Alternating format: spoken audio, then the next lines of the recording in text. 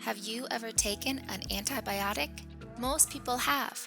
But did you know that some bacteria have learned how to defeat antibiotics? Over the last century, antibiotics have changed medicine as we know it. Diseases that once would have killed us can now be treated with the help of antibiotics.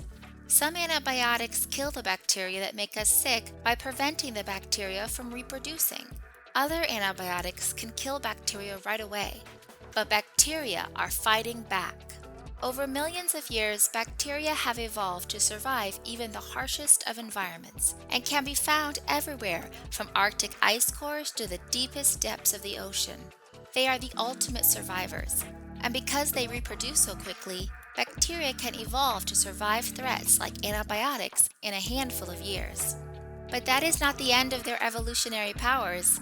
Once one bacteria has adapted to survive an antibiotic, it can pass that adaptation on to another bacteria. Every time an antibiotic is used, bacteria have an opportunity to develop resistance to it. So the more antibiotics we use, the greater the number of resistant bacteria that are created. But why is this a problem? Can't we just develop new antibiotics to kill the bacteria that have evolved to survive the old ones? Unfortunately, antibiotics take years and cost millions of dollars to discover. The average cost to discover a new antibiotic is $1 billion and takes a decade of research. And even worse, because of the high failure rate and lack of profit in antibiotic development, most drug companies are no longer developing antibiotics.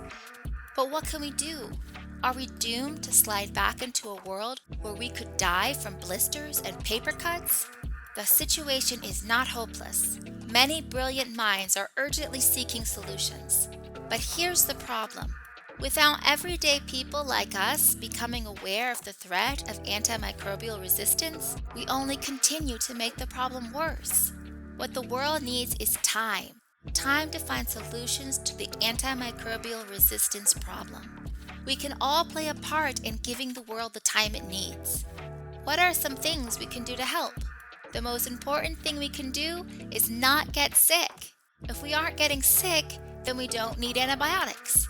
But how are we supposed to prevent sickness? That sounds like developing a superpower. No need for superpowers. There are simple things we can all do to lower our chances of getting sick. You have probably heard of some of them and may even be practicing them already. Hand washing. When we wash our hands after using the toilet or before eating, we can prevent bacteria from entering our bodies through entry points, like our mouths and nose.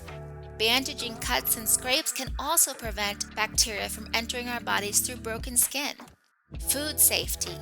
Cooking food all the way through protects us from the many bacteria in meats and eggs that lived in animals and can transfer to us and make us sick. And keeping food as cold as possible will slow down the growth of the bacteria in it. Vaccines. Vaccinations teach our bodies how to recognize a disease. The quicker our bodies recognize a threat, the quicker it can kill off that threat and prevent us from getting sick. There are times we will become sick, but even if we need an antibiotic, there are two huge things we can do to help stop the world from losing its antibiotics. First, take antimicrobials only as directed by a medical professional. Why is this so important? Have you ever taken an antibiotic, started feeling better, and decided to save the rest for later use? That may seem like a way to save money, but not only is it endangering the antibiotics the whole world needs to protect itself, it can be dangerous to you. You see, just because you start feeling better doesn't mean your body has killed all the bacteria that made you sick. Your body is still fighting the last battles of the war. Some bacteria, the toughest bacteria, have survived the worst of the fighting. And when you stop taking your antibiotics, that means that these tough bacteria are left to survive in your body and build up resistance to the antibiotic that didn't kill them. So the next time you get sick and need antibiotics, they may not work. Another reason it is so important to take antimicrobials only when told to do so by a doctor or nurse is because doctors can diagnose the disease and match the antibiotic to your sickness. Just like with insects, there are many different species of bacteria, and what could kill one insect might not kill another. It's the same with bacteria. There are many different kinds, and different kinds of antibiotics have been developed to treat the different kinds of bacteria. When we take the wrong antibiotic, not only may we make ourselves more sick, but we are also exposing the bacteria to antibiotics and risking them developing resistance. Antimicrobial resistance is one of the greatest health threats facing our world today.